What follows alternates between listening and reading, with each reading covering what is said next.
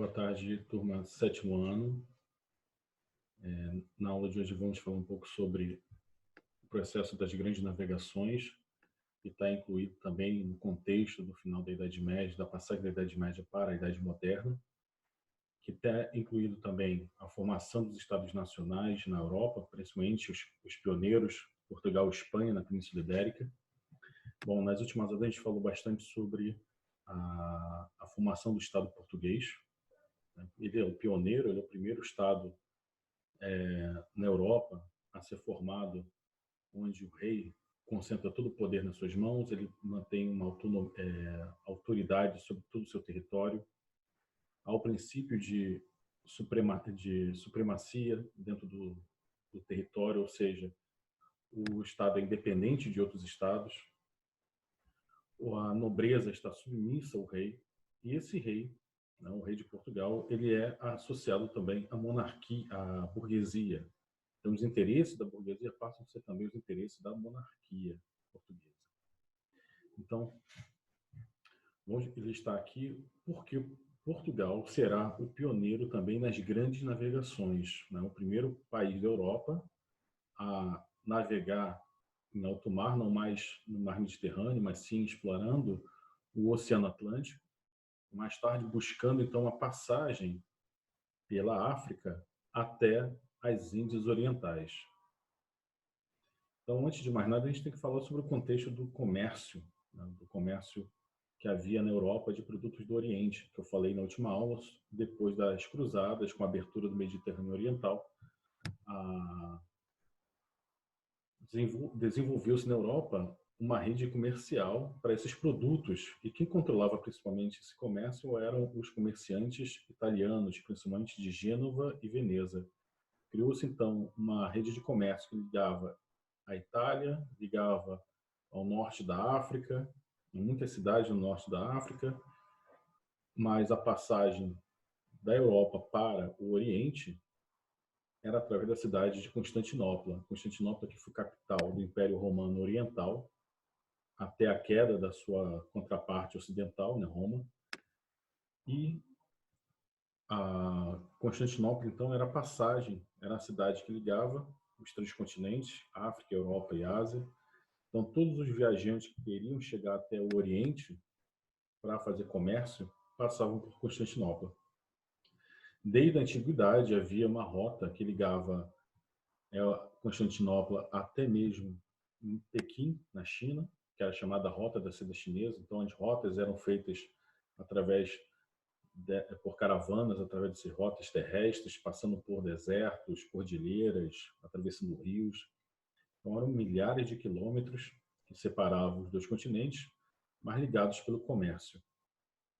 Porém, em 1453, os turcos otomanos, um povo nômade oriundo da Ásia Central, convertido ao islamismo, passa então a assediar a Constantinopla. Constantinopla era uma cidade fortificada, com altas muralhas, mas com o advento da pólvora, invenção dos chineses, e aperfeiçoamento dos turcos, dos canhões, eles então derrubam as muralhas de Constantinopla, tomam Constantinopla, e aí passa a se tornar Istambul, que na época era a capital do Império Turco-Otomano. Esse Império Turco-Otomano vai desde 1453 até o final da Primeira Guerra Mundial, quando então é desmembrado o Império. O Império Turco é derrotado na Primeira Guerra, e aí fica apenas a Turquia, como conhecemos hoje a Turquia moderna.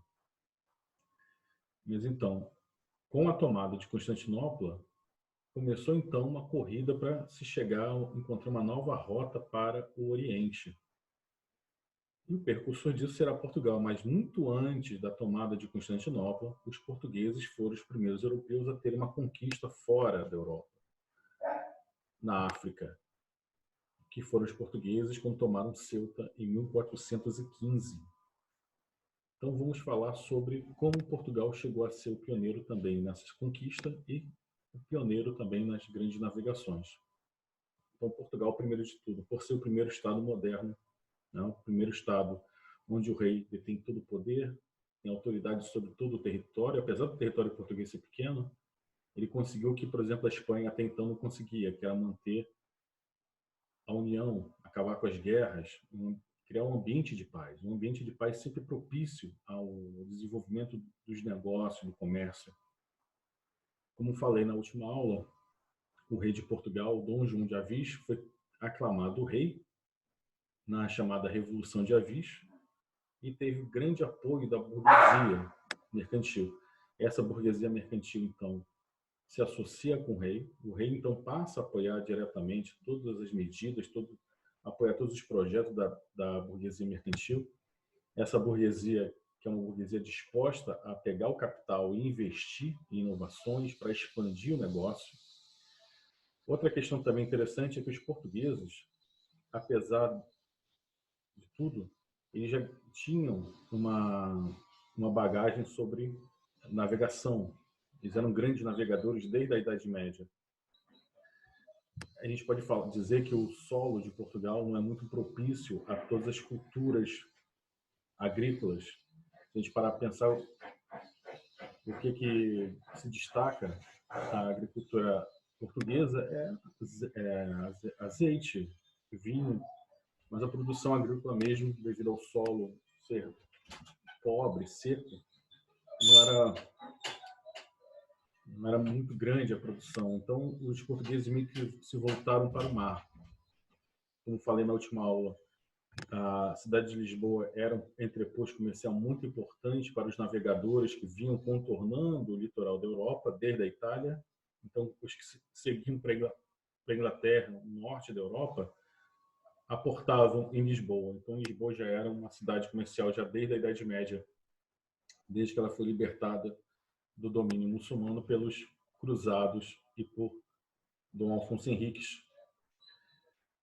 Então, os portugueses já investiam em navegação e na pesca, a ponto de o principal produto que nós pensamos quando falamos de culinária portuguesa é o bacalhau, e o bacalhau ele não é oriundo do litoral da Europa, do sul da Europa, mas sim do norte da Europa, da parte mais fria da Europa, que é a Noruega. Então, os portugueses já sabiam navegar pelo Atlântico em até condições muito desfavoráveis, que é o Mar do Norte, o mar, além de ser gélido, é sempre revolto. Então, eles já tinham um certo know-how de como navegar.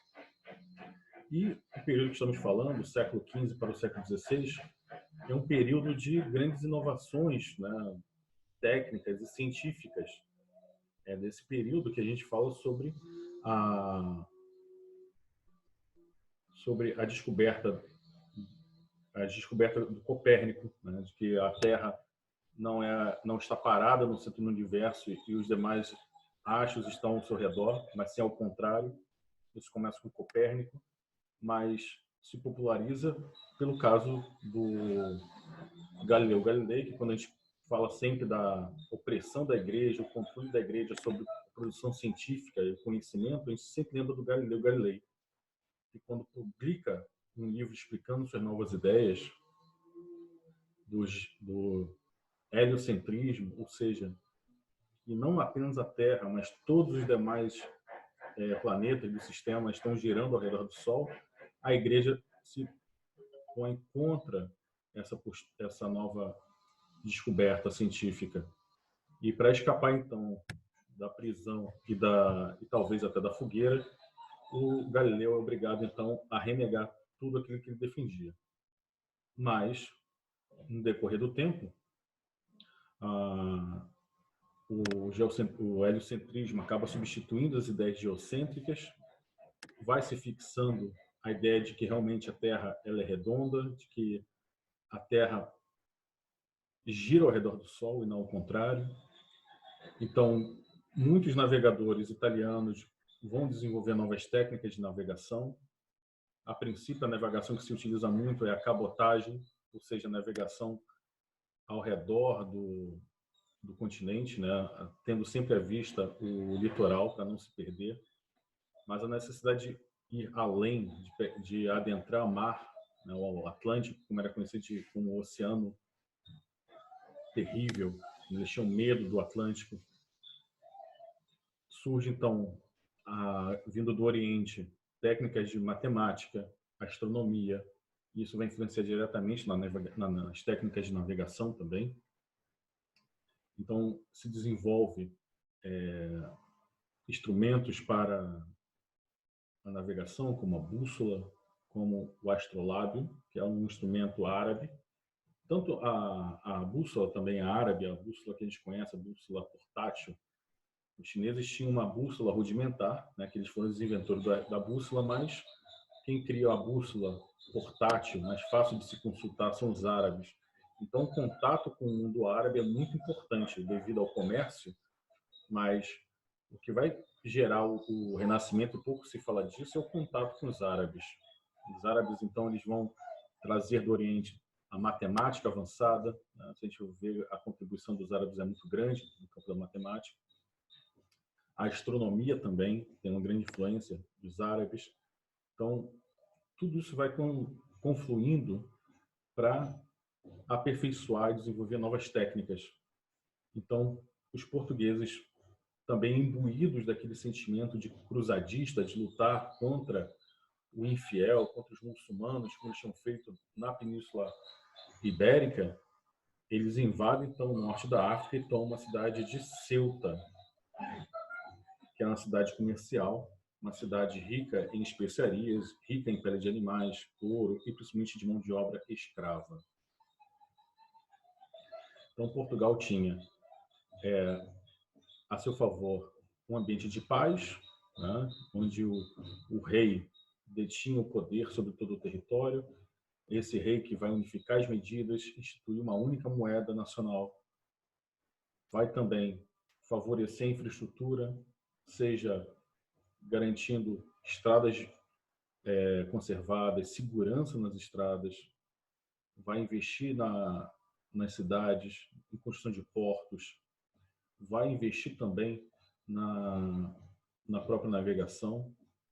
O Dom Dinis vai chegar a criar, o rei Dom Dinis vai criar um ambiente para desenvolvimento e pesquisa de novas técnicas de navegação, construção de navios, que vai posteriormente ser conhecida como Escola de Sagres. Não era bem uma escola, na verdade, era um castelo na região de Sagres, onde se reuniam esses especialistas, engenheiros, matemáticos, para resolver os problemas de navegação. Então, uma burguesia associada ao rei, o rei que vê, né, a burguesia como uma forma de enriquecimento, não só pessoal como do Estado, ele se associa diretamente, ele investe dinheiro do Estado na expansão dos negócios, ele é um investidor, ele recebe também os lucros, não só através de impostos, mas também diretamente do capital investido. É também um ambiente propício ao desenvolvimento do comércio. O rei, ele passa, então, a ver essa burguesia como aliada, né, que ajudou ele durante a Revolução de Avis, na consolidação do seu poder, e independência da Espanha também, é bom frisar sempre. Outra coisa que muitos historiadores sempre falam é a posição geográfica de Portugal. Portugal, se a gente pegar o mapa da Península Ibérica, Portugal praticamente está virado quase que totalmente para o Atlântico. Ele é um país atlântico, ao contrário da Espanha. Uma parte dela é voltada para o mar Mediterrâneo, ele é mais voltado para o Atlântico. Então, isso também ajudou a iniciar essas grandes navegações. Então, ele tinha técnica, tinha vontade, tinha capital, e é isso, então, que eles vão fazer, iniciando as grandes navegações. Mais tarde a gente volta. Obrigado pela atenção de vocês.